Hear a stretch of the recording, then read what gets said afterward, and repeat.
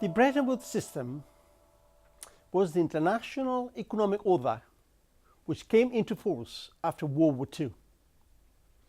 It took its name from the Light Conference, which took place in Bretton Woods, New Hampshire, in July 1944, where the basic agreements were formalized.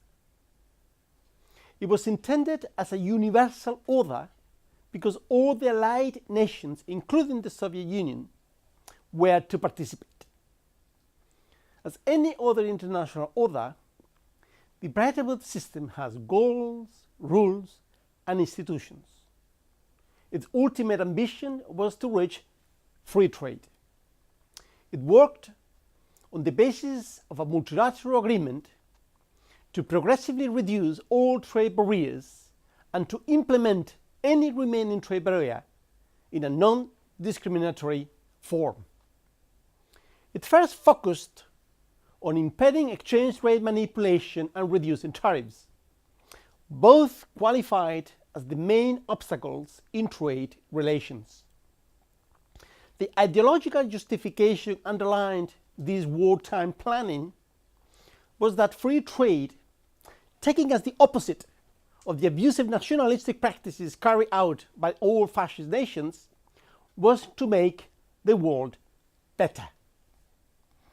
An improved access to resources and markets worldwide will reduce the need for military occupation and allow for a better use of excessive resources. Freer trade would also allow for specialization. It would increase overall productivity and welfare worldwide, and thus it would reduce the gap between the rich and the poor, the main threat for world peace in the future. Commercial multilateralism was presented as synonymous to democracy, and the Bretton Woods system as the economic component of the United Nations system. The Bretton Woods system had been designed during the war for its future enforcement when the world economy had returned to normality. The problem was simply that the very impact of the war was much greater than anyone had anticipated, and that no country that had been involved in the war was willing to go back to normal. This was most particularly the case of the Europeans.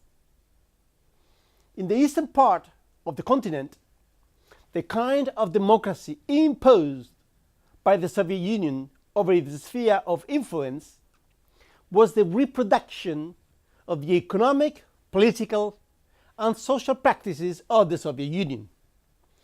Popular democracies of single party, state control, force planning, and policy oppression. The Soviet bloc went its own way towards autarky at a continental scale. In the western part of the continent, the reconstruction had been conceived as the design of new societies. Such a design was based on wide consensus, which included, at different degrees according to countries, a more interventionist role for the state and a certain degree of economic protection. The Bretton Woods system was a threat to the basic consensus involved in the complex democracy rebuilding process that was taking place. Western Europeans managed to block the implementation of the Bretton Woods system as long as they could. The Marshall Plan was the recognition by the United States that the Western Europeans were not yet ready. This US assistance program to Western Europe implied aid, but also the important concession against the non-discriminatory principle forged at Bretton Woods. The possibility to promote intra-European trade on the basis of preferential agreements without extending the preference to third parties. In other words, Washington allowed the Europeans to discriminate against exporters from the dollar area in order to favor trade with other producers within Europe. The idea was to limit this concession for 4 years, from 1948 to 1952, but the concession was extended until 1955. What accepted as a unilateral and gracious temporary concession by the United States government was turned into a permanent and legal discrimination through the customs union provisions of the 1957 treaty establishing the European Economic Community.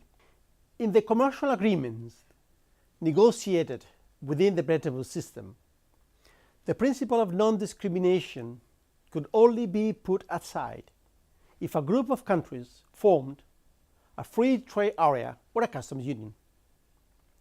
This exception was introduced by African countries, which argued that non-discrimination as such, given the gap in wealth, was in fact discriminatory against the poorest countries. The various forms of integration agreements were the escape clauses that the negotiating parties agreed to the non-discriminatory principle. This was the route that Western Europe, not Africa, would take to go its own way to avoid US competition.